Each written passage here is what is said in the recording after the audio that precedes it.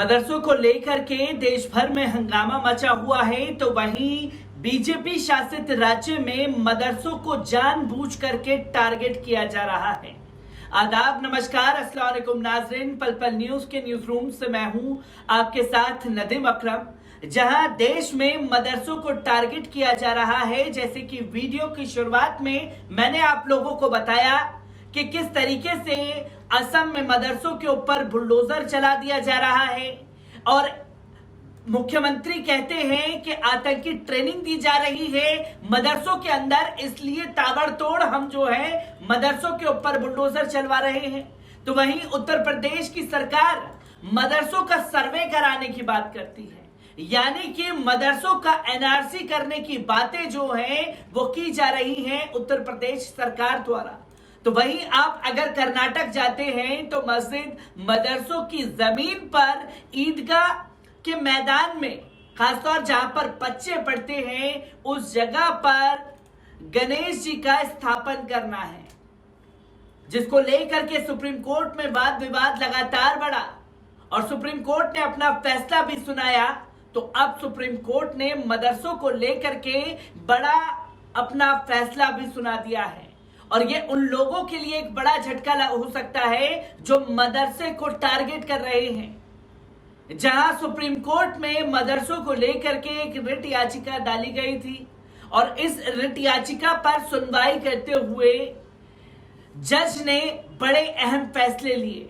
और अगर बात की जाए खास तौर पर जस्टिस योयो ललित की, तो जस्टिस योयो ललित 4 से 5 दिन के अंदर 2300 से ज्यादा केस का निपटारा कर चुके हैं और कई केसेस पर लोगों की नजरें बनी थी कि शायद कोई फैसला आएगा, तो उन फाइलों को बंद करने का भी काम किया गया।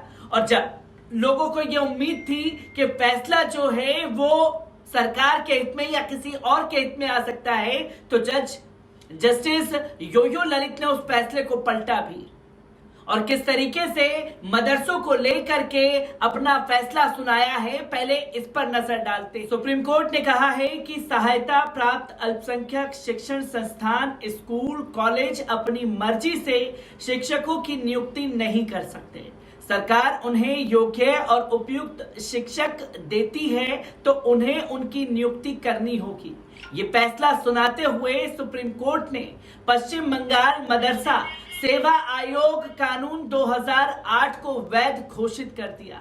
कोलकाता हाईकोर्ट ने इस कानून की धारा 8, 10, 11, 12 को असंवैधानिक ठहराते हुए निरस्त कर दिया था और कहा था कि ये प्रावधान संविधान के अनुच्छेद 1 का उल्लंघन है, जिसमें अल्पसंख्यकों को अपने शिक्षण संस्थानों की स्थापना और उनके प्रशासन का अधिकार है। इस आदेश को पश्चिम बंगाल सरकार और कुछ उम्मीदवारों ने सुप्रीम कोर्ट में चुनौती दी थी, जिन्हें सेवा आयोग ने मदरसों के लिए नियमित किया था।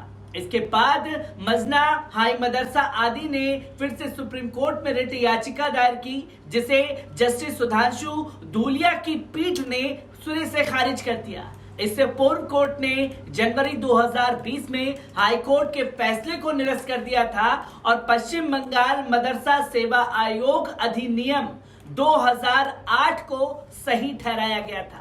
इस कानून के जरिए सरकार सहायता प्राप्त मदरसों में योग्य शिक्षकों की नियुक्ति कर रही थी। मदरसों का कहना था कि मदरसा सेवा आयोग बनाकर सरकार ने उनके अनुच्छेद 30(1) में मिले संवैधानिक अधिकारों का उल्लंघन किया है, क्योंकि आयोग सरकार का अंग है और वह शिक्षकों की सूची उन्हें भेजता है, जिन्हें मदरसों में पढ़ने के लिए नियुक्त करना जरूरी हो गया है। पीठ ने अपने फैसले में कहा कि टीएमए पाई फाउंडेशन केस 1993 में 11 जजों की पीठ ने पाया था कि संविधान के अनुच्छेद 30(1) के तहत अल्पसंख्यक संस्थानों को पूर्ण अधिकार नहीं है।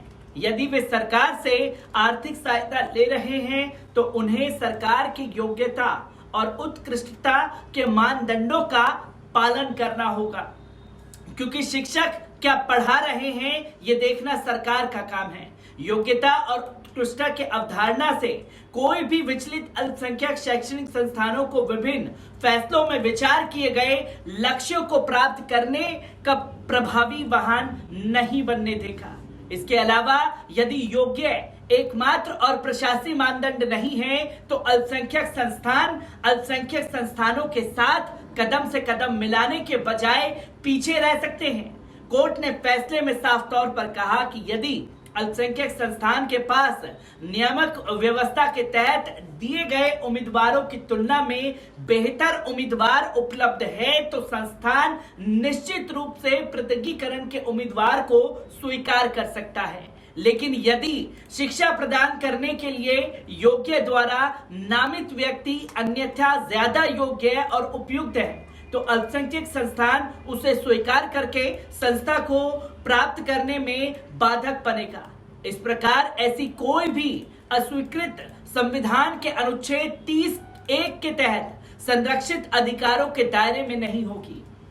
कोर्ट ने कहा कि शैक्षिक की नियुक्ति करना अल्पसंख्यक संस्थानों के अधिकारों का उल्लंघन नहीं है।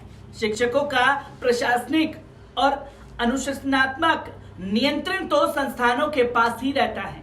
अदालत ने यह भी कहा कि सेवा आयोग अधिनियम के प्रावधानों के अनुसार में आयोग द्वारा किए गए सभी नामांकन योग्य और लागू करने योग्य हैं, जिसकी तस्वीरों को समझने की कोशिश की जाएगी। जहां रिट याचिका डाली गई थी मदरसों को लेकर के पश्चिम बंगाल मदरसा की तरफ से, जिसको सिरे से खारिज कर दिया गया और यह साफ तौर पर बताने की कोशिश सुप्रीम कोर्ट के जज द्वारा रही कि अगर आप सरकार से सारी सहायता ले रहे हैं मदरसों को लेकर के तो सरकार जो है वो हस्तक्षेप मदरसों के अंदर कर सकती है कि कौन शिक्षक कैसा है, कितनी उसकी कैपेबिलिटी है या कितना वो योग्य है, जिसके आधार पर उसे नियुक्त किया जा सके। तो वहीं इस बात की भी जिम्मेवारी सरकार की रहती है कि क्या मदरसों में पढ़ाया जा रहा है, क्या नहीं पढ़ाया जा रहा है। और ये बातें सिर्फ कही गई हैं उन मदरसों के लिए जो सरकार से सहायता लेने का काम करती हैं। यानी कि बंगाल मदरसा को लेकर के जो सुप्रीम कोर्ट ने अपना जजमेंट दिया है वो साफ तौर पर लागू होना चाहिए। जहां सरकार से सुविधाएं लेने वाले मदरसों के अंदर क्या कुछ हो रहा है, इन तमाम चीजों की जांच होनी चाहिए। तो वहीं योगी सरकार जो है मदरसों का सर्वे कराने की मांग कर रही है और सर्वे भी तो फिर उन्हीं चीजों का होना चाहिए जो सरकार से सहायता ले रहे हैं, जिन मदरसों को सरकार सहायता दे रही है। हालांकि तमाम मदरसों की सहायता जो है वो बंद कर दी गई है। अपने खर्चे से तमाम मुस्लिम समुदाय से जुड़े हुए लोग, मुस्लिम संगठनों से जुड़े हुए लोग वो मदरसों को चला रहे हैं। तो ये फिर सर्वे का जो खेल है वो क्यों खेला जा रहा है? और जिस तरीके से असम में मदरसों के ऊपर बुलडोजर चलाए जा रहे हैं वो कितना सही है?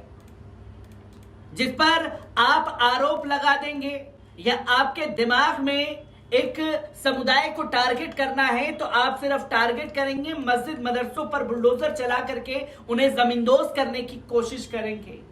एक अहम फैसला सुप्रीम कोर्ट ने कोलकाता मदरसा को लेकर के सुनाया और यह फैसला कहीं ना कहीं उन लोगों को भी आईना दिखाता है जो मदरसों को लेकर के टारगेट करने की साजिशें रचते रहते हैं। मैं ऐसी ही खबरों से आपको रूबरू कराता रहूंगा। दीजिए इजाजत, शुक्रिया।